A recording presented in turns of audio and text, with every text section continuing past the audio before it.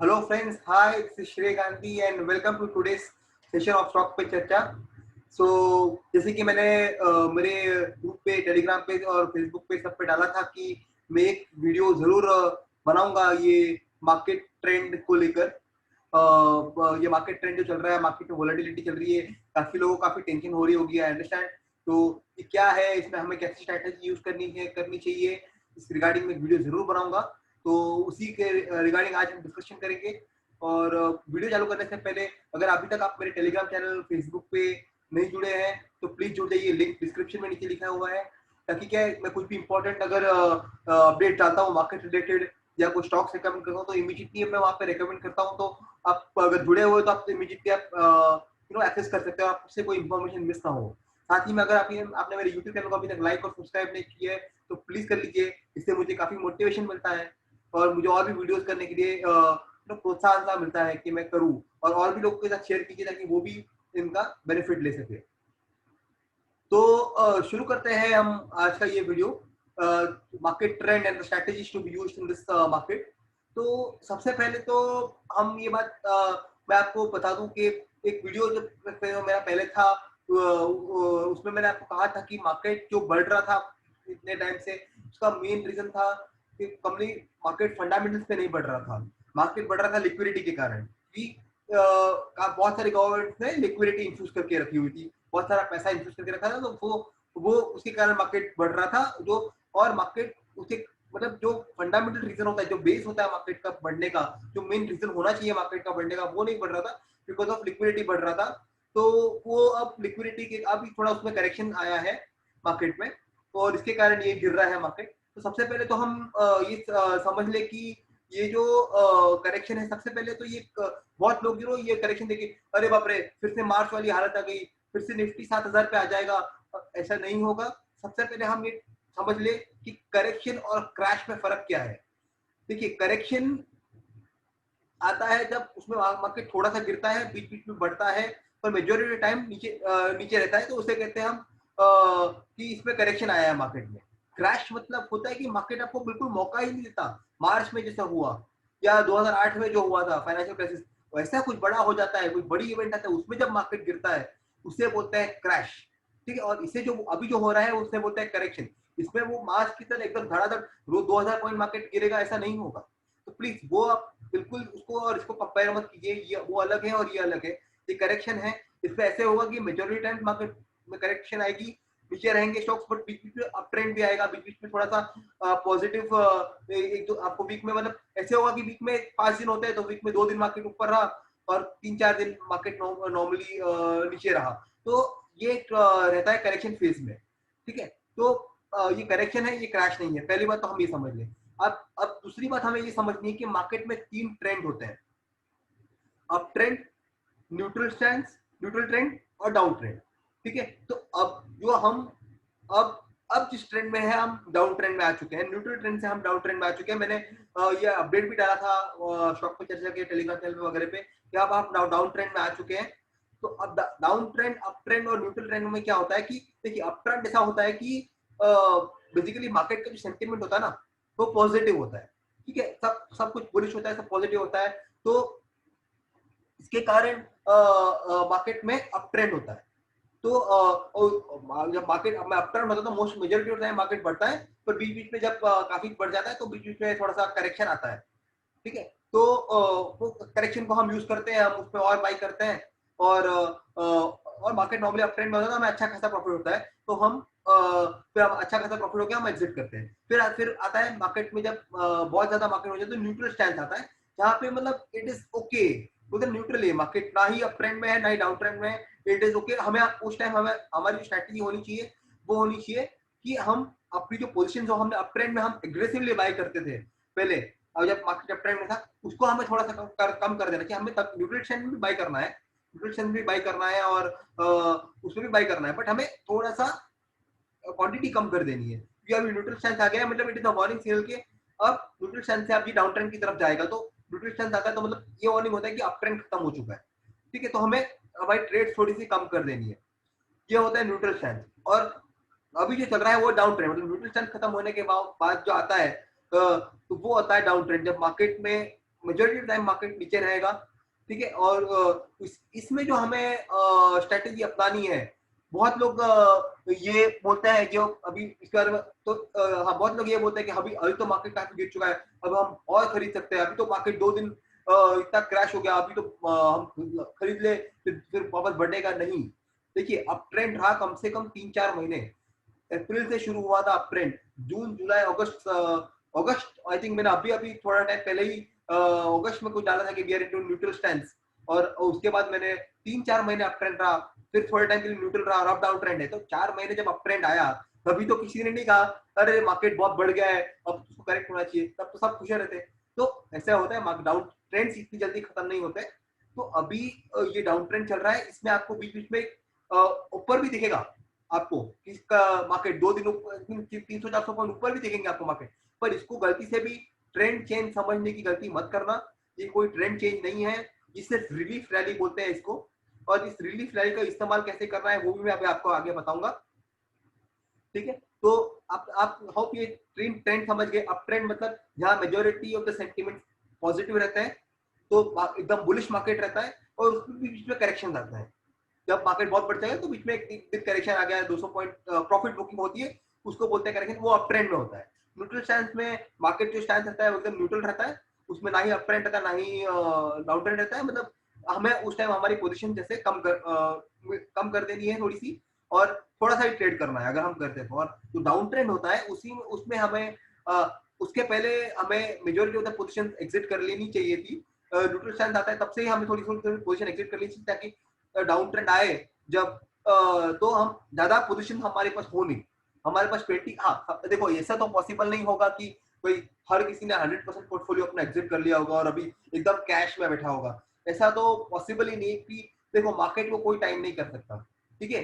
कोई ये नहीं बोल सकता कि हाँ इस दिन से मुझे पक्का पता है कि अभी यहाँ से अप ट्रेंड और यहाँ से डाउन ट्रेंड, ये तो कोई नहीं बोल सकता, बट एक इंडिकेशन जरूर आ जाता है on the basis of technicals और on the basis of the market जैसे चल रहा है, news on the news and the technicals के बेसिस पे एक इंडिकेशन जरूर आ जाता है कि हाँ भाई अब मार्केट में थोड़ा सा कमजोरी लग रही है। तो उस जब इंडिकेशन आने लगे तो अपना पोर्टफोलियो थोड़ा सा खाली करना शुरू कर दीजिए, ठीक है। तो सबसे पहले तो ये तीन ट्रेंड आप समझ गए, ठीक है। ये ट्रेंड, अब जो डाउन ट्रेंड है या मार्केट गिर रहा है, तो ये मार्केट हम स्ट्रैटेजी के बारे में बाद में बात करेंगे, अभी क्या करना चाहिए पहले हम ये बात कर लेते हैं कि मार्केट गिर क्यों रहा है। मतलब कुछ रीजन होता है ना, डाउन ट्रेंड चालू हो गया बराबर है, मार्केट गिर रहा है, बट मार्केट बिना मतलब के तो नहीं गिरेगा, तो कुछ ना कुछ रीजन तो होगा। तो उसके 3 मेजर रीजन जो मुझे लगते हैं इसके कारण मार्केट गिर रहा है। सबसे पहला और सबसे बड़ा रीजन तो यही है कि मार्केट बहुत ओवर वैल्यूड था। तो मैंने डाउन ट्रेंड बोला था कि मार्केट फंडामेंटल के बेस पे नहीं बढ़ रहा है, मार्केट सिर्फ लिक्विडिटी के बेस पे बढ़ रहा है, और जब लिक्विडिटी के बेस पे बढ़ता है मार्केट, मतलब कंपनी का परफॉर्मेंस अच्छा नहीं है, इकोनॉमी अच्छा नहीं कर रही है, फिर भी मार्केट बढ़े जा रहा है, ठीक है। तो वो इसके कारण क्योंकि उसमें पैसा था, लिक्विडिटी थी, और उसको और मार्केट ये ये होप में था कि अभी चलो ठीक है कोरोना आ गया, डिस्ट्रप्शन हो गया, बट जब लॉकडाउन खुला तो अब कंपनी का परफॉर्मेंस अच्छा हो रहा है, हो जाएगा, उस होप में मार्केट बढ़े जा रहा था, ठीक है। और लिक्विडिटी भी थी तो मार्केट में काफी, गवर्नमेंट ने काम, तो वो चीजों के कारण बढ़ा जा रहा था। बाकी कंपनी का परफॉर्मेंस अच्छा नहीं था, इकोनॉमी तो सबकी जीडीपी ऑलमोस्ट सारी कंट्रीज की, I think accept China, most of the countries की जीडीपी नेगेटिव में है। तो फिर किस बेसिस पे मार्केट बढ़ता है, सिर्फ लिक्विडिटी के बेसिस पे, और वो लिक्विडिटी बेस्ड रैली ज्यादा रहती नहीं है। तो अब ये इसीलिए ये थोड़ा सा करेक्शन आया है जहाँ पे लिक्विडिटी एफआईआईज ने, जहाँ पे मेजोरिटी ऑफ द सेलिंग कर रहा है, तो एफआईआईज बाइंग कर रहे थे जब उनके पास पैसा था तो बाइंग कर रहे थे, और अभी उन्होंने सेलिंग शुरू कर दी काफी ग्रेट एक्सटेंट तक, तो उसके कारण ये मार्केट में थोड़ा सा करेक्शन आया, पहला रीजन। दूसरा रीजन जो आपको है, मैं आपको बोला कि से मार्केट ये एक्सपेक्ट, देखो मार्केट जब लिक्विडिटी थी वो तो ठीक थी, बट मार्केट साथ साथ में एग्रेसिवली ऊपर भी बढ़ रहा था, ये सोच के कि भाई चलो ठीक है कोरोना वायरस का जो इम्पैक्ट है, कोरोना वायरस खत्म हो गया है और अब धीरे धीरे सुधार आएगा। बट अब प्रॉब्लम ये हो रहा है कि न्यूज ऐसी आ रही है कि भाई यूरोप में शायद वापस लॉकडाउन करने की बारी आए, लंदन में स्पेसिफिकली, यूके में बात चल रही है बहुत अग्रेसिवली कि लंदन में वापस लॉकडाउन करने की बारी आए, और बहुत केसेस वहां पे बढ़ रहे हैं। तो अब होता ही है कि, तो आप सोचोगे कि वहां पे हो रहा है तो यहाँ पे क्यों प्रॉब्लम है, क्योंकि क्या होता है हमारी सारी इकोनॉमी इंटरलिंक्ड है, ठीक है। बहुत सारी कंट्रीज है जिसके एक्सपोर्ट्स होते हैं, यूरोप में बहुत सारी कंट्रीज है जिसके इंपोर्ट एक्सपोर्ट चलते रहते हैं, बिजनेस ट्रांजैक्शन है। तो कहाँ पे अगर वहाँ पे यूके में लॉकडाउन होता है तो यहाँ की जो कंपनी जो वहाँ पे एक्सपोर्ट करती है, जहाँ पे वहाँ पे उनका बिजनेस है, वो भी अफेक्ट करेंगे थोड़ा सा। उनका बिजनेस, एक्सपोर्ट बिजनेस भी अफेक्ट होगा, तो यहाँ की रेवेन्यू भी इफेक्ट होगी। तो ये जो अब second wave of corona virus आया है जिसके कारण लॉकडाउन है होने के चांसेस, इससे मार्केट काफी घबराया हुआ है। क्योंकि मार्केट ने तो ये एक्सपेक्ट किया था कि आप चलो कोरोना वायरस चला गया पीछे, इट इज बैक नाउ, अभी सुधार ही होगा, बट ऐसा हो नहीं रहा है। और मार्केट में वापस कोरोना वायरस का सेकेंड वेव आ रहा है, तो उसके कारण मार्केट में थोड़ी सी पैनिक सेलिंग काफी हो रही है। Second reason, third reason obviously आप सबको पता है कि इंडिया चाइना का जो टेंशन चल रहा है बॉर्डर के ऊपर, वो एक वन ऑफ द रीजन है। और साथ ही में छोटा रीजन है यूएस का इलेक्शन भी है। तो वो ये तीन चार जो रीजन है इसके कारण मार्केट काफी अभी करेक्ट हो रहा है। तो अभी भी मैं एक और बार फिर रिपीट करता हूँ, ये कोई क्रैश नहीं है, ये करेक्शन है। तो आप प्लीज पैनिक मत होइए, ठीक है। ये कोई ऐसा जो कोरोना वायरस में क्रैश आया या जो 2008 में क्रैश आया था, या आईएलएफएस का जब या तब जो क्रैश आया था, वैसे वाले क्रैशेस उसको क्रैश बोलते हैं, जब मार्केट आपको मौका ही नहीं देता बिल्कुल भी। आपका मतलब आप देखोगे रोज 2000 पॉइंट नीचे, रोज 2000 पॉइंट सर्किट, वो ऐसा वाला मार्केट था, मार्केट बंद हो जाता है, ट्रेडिंग बंद हो जाती है, इतना मार्केट गिरता है। तो वो ऐसे होता है क्रैश में। तो ये ऐसा नहीं है, ये करेक्शन है। तो जैसे ये डाउन ट्रेंड खत्म होगा तो फिर से अप ट्रेंड या न्यूट्रल स्टैंड चालू हो जाएगा। तो ये साइकिल होता है मार्केट में जो चलता है।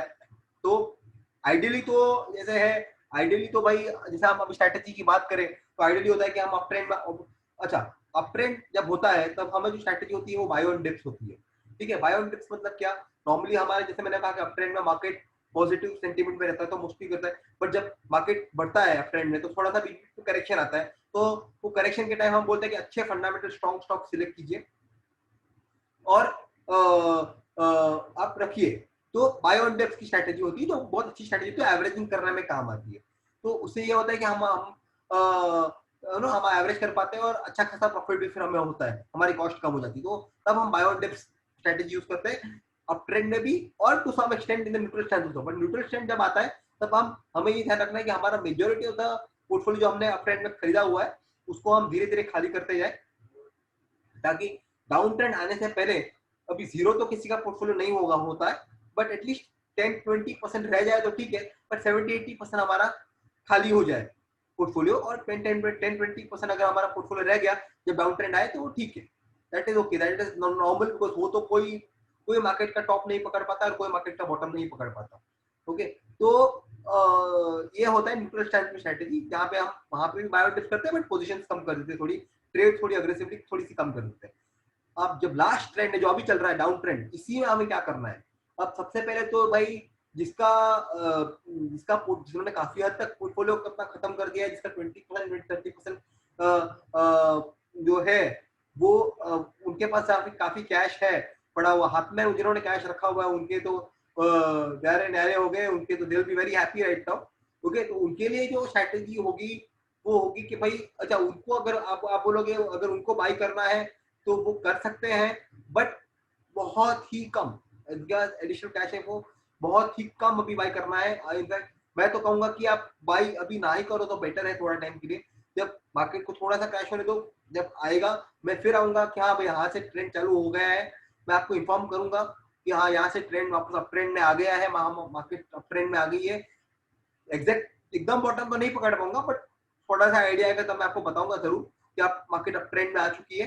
तो वो हम देखेंगे, बट फिर भी अगर किसी को अग्रेसिवली बाई करना ही है, किसी को भाई बहुत पड़ा है और जिनको बाई करना है, तो फंडामेंटली स्ट्रॉन्ग स्टॉक जो स्टॉक पे चर्चा पे है रेकमेंड किए हुए सारे ही फंडामेंटल स्ट्रॉन्ग स्टॉक है, वो आप बाई कर सकते हो दूसरे सेक्टर्स के।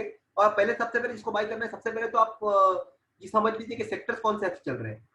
आईटी चल रहा है, फार्मा चल रहा है, केमिकल सेक्टर चल रहा है। तो इस सेक्टर्स में से जो अच्छे स्टॉक हैं, ठीक है, आईटी में जैसे HCL टेक हो गया, NIT टेक्नोलॉजीज हो गया, कोफोर्ज लिमिटेड जो हो गया वो है, HCL टेक्नोलॉजीज है, बिरला सॉफ्ट है। तो ये सारे स्टॉक जो मैंने इस पे रेकमेंड किए हुए हैं स्टॉक पे चर्चा पे, तो पहले तो ये सारे जब स्टॉक पे जब करेक्शन आता है तो ये स्टॉक आप तभी एक्यूमुलेट कीजिए। पर अगर आप ले भी रहे हैं फॉर एग्जाम्पल तो आपको बहुत ही कम लेना है, अभी अभी से शुरू करें तो बहुत ही कम लेना है। क्योंकि अगर आप मान लीजिए आप 100 शेयर लेने का प्लान कर रहे हैं फॉर एग्जांपल, तो आपको 1/5 ट्रेड करना है, मतलब 20 शेयर ऐसे करके लेना है, एक साथ 50 शेयर भी नहीं लेने हैं।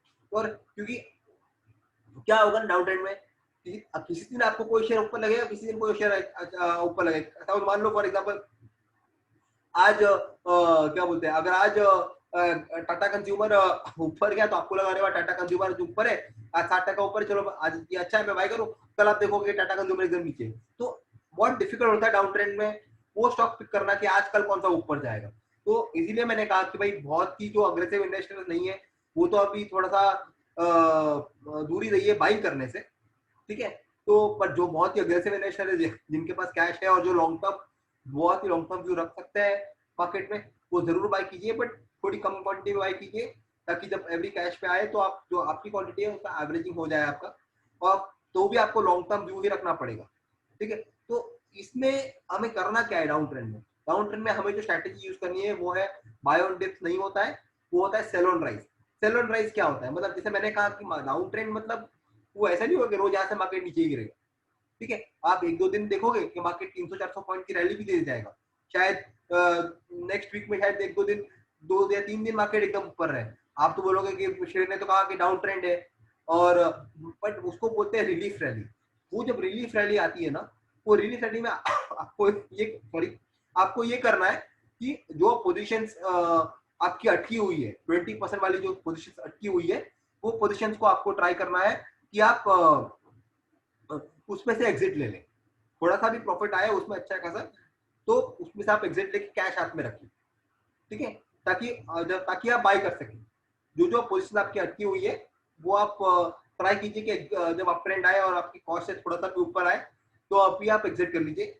और तो इससे क्या होता है कि आपके हाथ में कैश रहेगा, तो जब काफी और मार्केट थोड़ा सा करेक्ट होगा अभी, तब आप बाई कर सकेंगे अच्छे शेयर, ठीक है। और जिसको बाय भी करना है please please fundamentally strong stock के अलावा प्लीज कोई और स्टॉक में बिल्कुल हाथ मत डालिए, क्योंकि देखिए जब मार्केट में क्रैश होता है ना, तो मैं ये नहीं बोलता हूँ कि फंडामेंटल स्ट्रॉन्ग स्टॉक नहीं गिरेंगे, वो भी गिरेंगे, और वो भी काफी हद तक गिरेंगे, बट जो वो ना वो रिबाउंड भी जल्दी होते हैं स्टॉक्स। जब फंडामेंटल स्ट्रॉन्ग स्टॉक गिरते हैं तो जल्दी ऊपर भी जल्दी आते हैं, ठीक है। बट ये जो स्टॉक जो फंडामेंटल स्ट्रॉन्ग स्टॉक नहीं, अगर आप उसमें करोगे तो फिर उनको ऊपर आएंगे कि नहीं वो भी गारंटी नहीं है, और बहुत रिस्की इन्वेस्टमेंट हो जाएगा फिर वो, और काफी लंबा टाइम हो जाएगा आपका, पैसा ब्लॉक हो जाएगा। तो प्लीज फंडामेंटली स्ट्रॉन्ग स्टॉक में ही कीजिए इन्वेस्टमेंट। पहले तो सेक्टर जैसे मैंने कहा सेक्टर चूज कीजिए आईटी, मेरे हिसाब से आईटी है, केमिकल्स है और फार्मा है, ये 3 सेक्टर काफी स्ट्रॉन्ग है अभी। तो ये 3 सेक्टर में से अच्छे स्टॉक सिलेक्ट कीजिए। आईटी में से मैंने बता दिया, बिरला सॉफ्ट है, एचसीएल टेक है, ठीक है, दीजर विप्रो है। आईटी में से ये 3 स्टॉक मुझे काफी बेटर लगता है। और फार्मा में जो स्टॉक्स मुझे अच्छे लगते हैं वो है ग्रैन्युअल्स है। ग्रैन्युअल्स के साथ अपना मुझे जो अच्छा लगता है एक दूसरा स्टॉक वो है लिंकलन फार्मा। वो एक अच्छा स्टॉक है, लिंकलन फार्मा, ग्रैन्युअल्स और आयोएल केमिकल्स एंड फार्मा है, आयोन केमिकल्स एंड फार्मा, वो एक स्टॉक है जो अच्छा है। तो ये सब स्टॉक्स में आप इन्वेस्ट कीजिए, तो आपको अच्छा पड़ेगा। आईटी में अब मैंने कहा कि बिरला सॉफ्ट है, और दूसरे ये हैप्पीएस्ट माइंड भी है अभी, पर उसके लिए थोड़ा टाइम है, आप ले सकते हो गिरे तो, बट अच्छा स्टॉक है, बट फंडामेंटल उसको थोड़ा टाइम लगेगा ऊपर आने में, but it's a good fundamental stock. तो ये कुछ स्टॉक्स हैं जो बेसिकली मुझे अच्छे लगते हैं, जो मैंने आपके साथ डिस्कस किए। इसमें आप कर सकते हो इन्वेस्टमेंट, बट वो भी सिर्फ बहुत ही अग्रेसिव इन्वेस्टर्स है और जिनके पास काफी कैश पड़ा है अभी कोई, बाकी जो नहीं है, जो शॉर्ट टर्म इन्वेस्टर्स है और जो ट्रेडर्स है, वो तो अभी बिल्कुल मेरे हिसाब से बिल्कुल ही कोई पोजीशन ना ही ले तो बेटर है। तो यही मुझे आपको बताना था। तो प्लीज फिर एक बार कहूंगा कि पैनिक मत कीजिए, सिर्फ एक करेक्शन है, क्रैश नहीं है। और इसी मार्केट में बुल और बेयर फेस दोनों होते हैं, और ये थोड़ा सा है करेक्शन का मोड, कोई बात नहीं, या ये वक्त भी चला जाएगा और फिर हम बुल ट्रेंड में आ जाएंगे। तो इसी के साथ मार्केट में एंजॉय कीजिए, मार्केट में ये मोड भी एंजॉय कीजिए, ये फेज भी एंजॉय कीजिए, तो साथ ही में आप वो भी कर सकते हैं। तो बस यही कहना था मुझे आपसे, and thank you so much everybody, have a nice day, and please मेरे चैनल वगैरह को सब ज्वाइन कर लीजिए, ताकि आप अपडेट्स के लिए आपको मिलते रहे। साथ ही में अगर आपको कोई क्वेरी है, कोई भी स्टॉक रिलेटेड क्वेरी है या मार्केट रिलेटेड क्वेरी है, तो आप मुझे ईमेल कर सकते हैं, मुझे व्हाट्सएप कर सकते हैं। सारा डिटेल्स डिस्क्रिप्शन में नीचे दिया हुआ है, तो वो आप कर सकते हैं और मुझे आप कांटेक्ट कर सकते हैं। Thank you so much. Shri Gandhi signing off.